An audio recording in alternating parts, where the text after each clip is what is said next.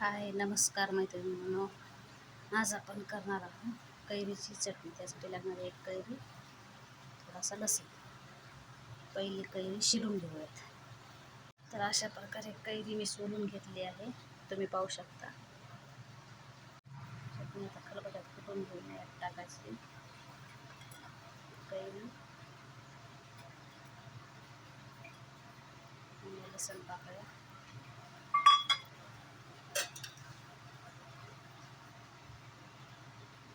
थोडीशी जिरे,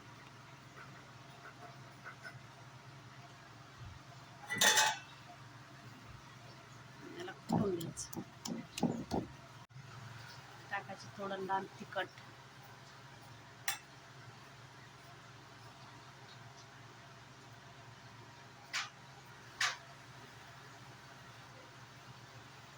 थोडंसं मीठ आणि परत एकदा त्याला कुटून घ्यायचं छान.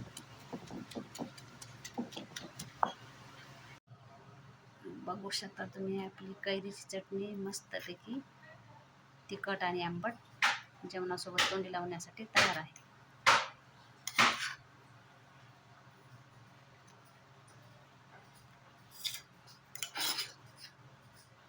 तर व्हिडिओ आवडला असेल तर व्हिडिओला लाईक करा, शेअर करा आणि चॅनलला सबस्क्राईब करा.